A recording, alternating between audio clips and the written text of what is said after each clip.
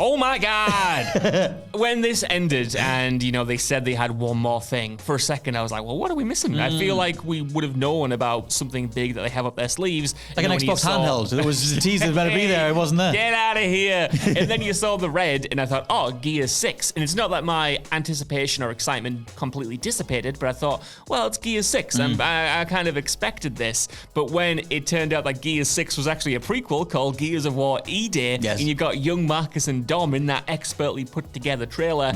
It's another game where I didn't know I needed a prequel, but after seeing that trailer, for me personally, I'm entirely sold on that concept. I love the idea of exploring that era in a more, foundational way that, from what the developers have said, is going to inform the overall story and where the series is going forward. I love the way they approach the Locust this time around, in the trailer making just one this kind of hulking menace and a real threat, kind of how they were in Gears of War 1, and they've also reiterated that in the developer diaries and interviews as well, that they're trying to make them feel like a threat again and not just cannon fodder. I love that, because replaying the games, I think it was across the pandemic, maybe when Gears 5 came out, what I loved about the first one, and what I think 2 and 3 and Judgment and onwards kind of lost, was that horror element. Totally. Playing Gears of War 1, I forgot how much survival horror DNA is in that game, how apocalyptic it feels, how menacing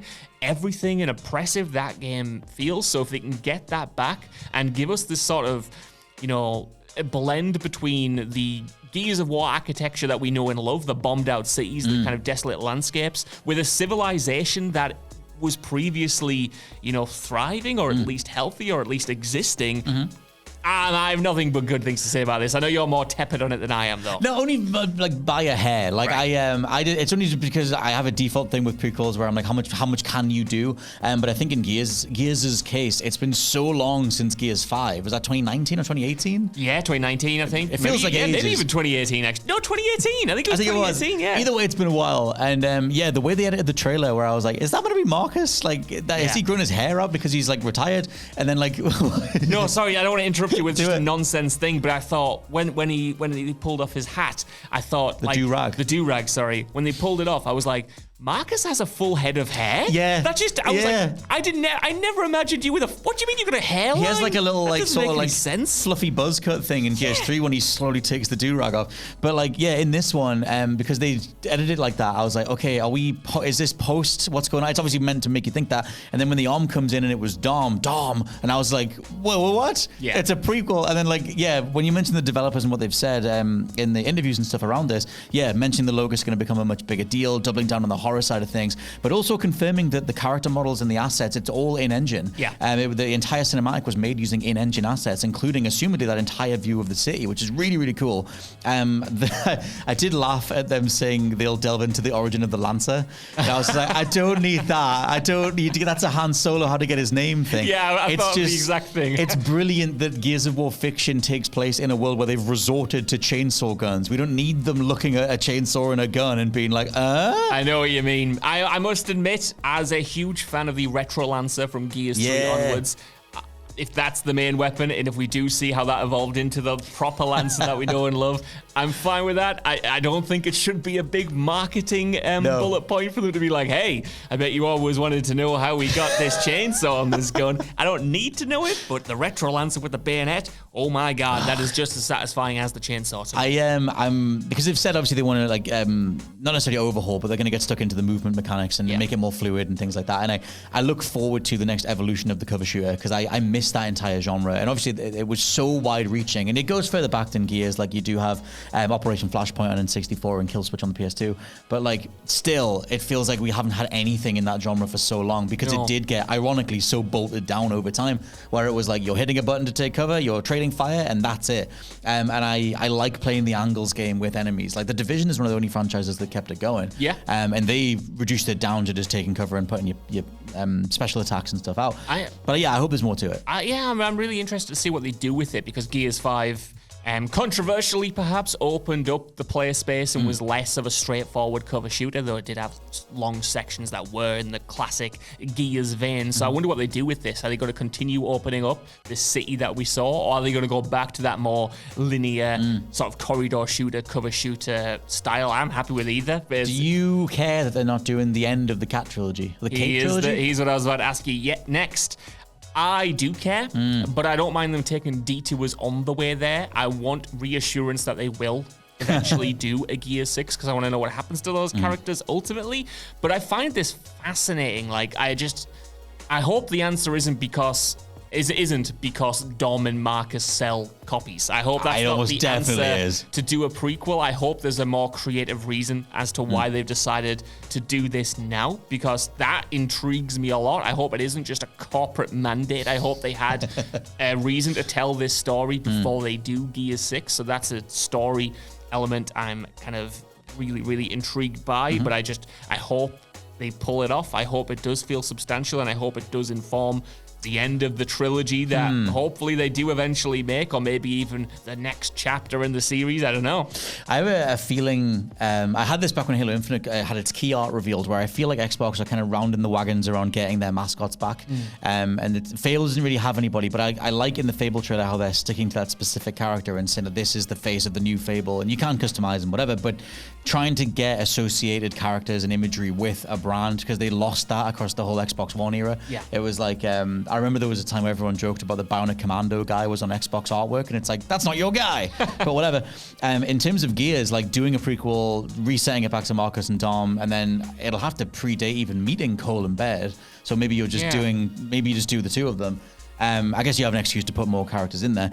But still, that resets the iconography in a way. I think, am I making this up? Did they mention that the other characters will be Dom's brothers or Dom's family? I think I read that in an interview, but I might have dreamt it. So don't quote me on that. But I think that's what they said, because it's like 15 years before. Are they Gears doing that 1. so they can kill more of Dom's family? I think so. Yeah. Great. Just maybe I guess I'll have him meeting Maria or something. Yeah, got it right. But whatever. Either way, I like the idea of getting back to that gang, because honestly, my favorite parts of Gears 4 and 5 were when you had old man, I'm done with this S energy, like Lethal Weapon, Danny Glover style, with Marcus and the gang. Like, I loved those parts of the game. Nothing against Kat or Kate. I'm even forgetting her name. Kate, I think. Kate. But all the stuff they did with JD was great in Gears 5. Yes. Him trying to live up to the old school image of his dad.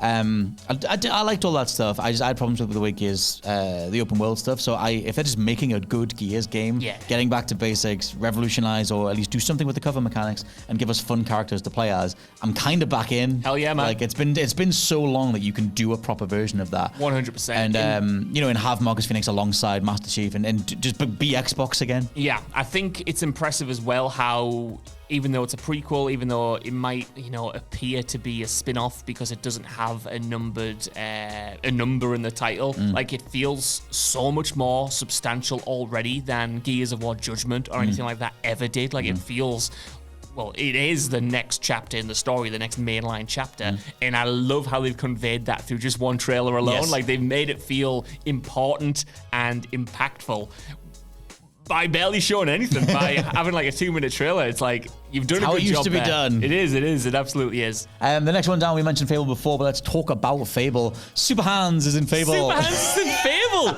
Oh, this trailer was really Moorish, Scott Tilford. He's the men with Ven, and what other people show quotes do I know? I don't know.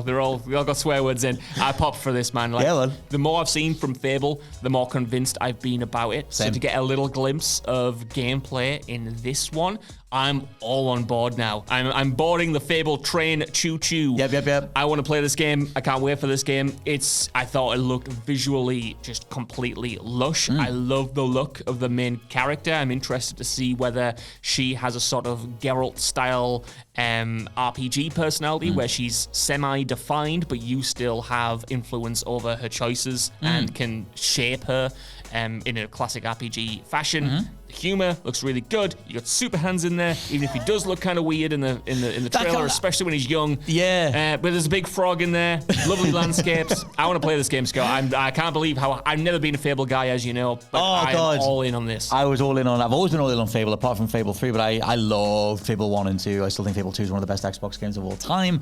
Love the tone, and yeah, when they handed it over from Lionhead to Playground, it was always like, can they match it? And not necessarily. They've done a different kind of thing here. Like there's a joke about chicken chasers, whatever, but like it still feels like overall they get a certain degree of Englishness that's a little bit more I mean, the actors they're pulling from, Richard Ayoade and whatever the Super Hands dude's called, I can't remember his name. Mr. Hands. Oh man, Mr. But it's Hands. like you've got that. I mean, I would love to see David Mitchell or whatever.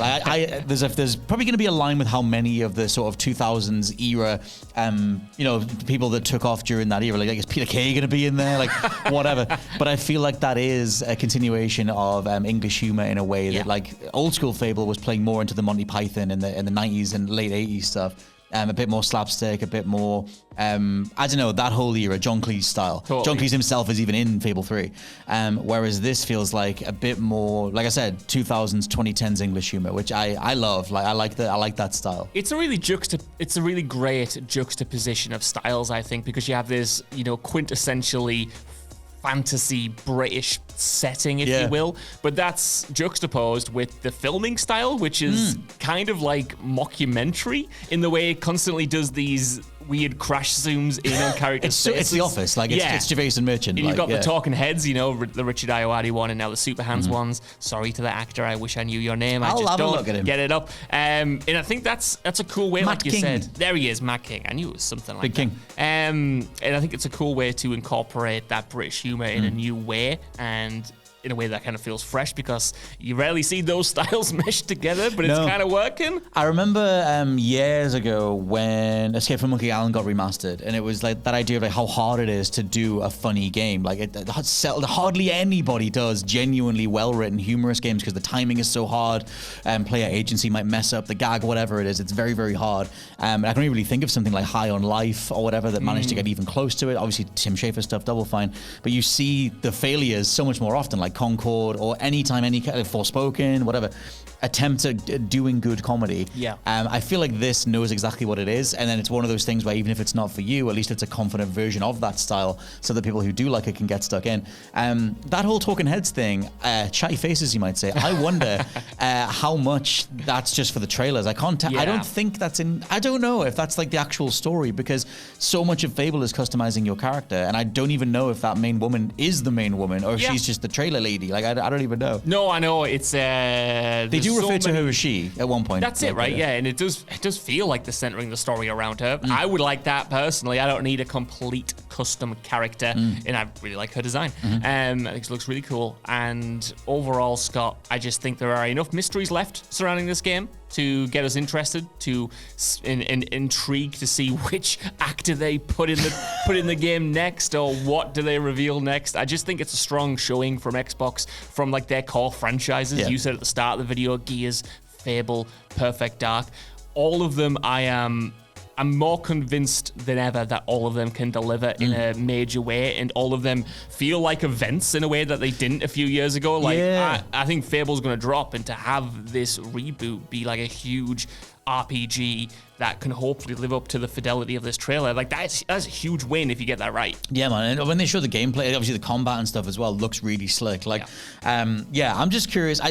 You can see the vision. We always could. Yes. But like, you have games of this caliber that are showing this confidently, and then you have that. You already know there's going to be 30 million people playing or whatever it is, because you have the Game Pass audience there, which should then provoke good conversation around the video game, and allow for it to exist for a bit longer. Like, it is a whole new way of kind of punching through the mainstream to let people try new experiences. Obviously, Fable's a big thing; it's going to draw more eyes. But there are plenty other ones that would hopefully benefit from the same model. 100%. Like this is that's why we said at the beginning. Like, this was always the gambit. Yeah. They just took ages to finally pull the trigger on it, or be able to pull the trigger on it with the games. I will admit, between the likes of Fable and Perfect Dark, I honestly think this is the first showcase of the entire generation so far where I've looked at a trailer and gone, I can't believe that's real Right. in terms of the fidelity. I know you're not as much of a graphicsman than Not I in terms am, of but just raw fidelity is boring. Hellblade is boring, but I'll Right. take something like that Clair Obscur Expedition 33, Right. where the graphics and the gameplay are on the same level.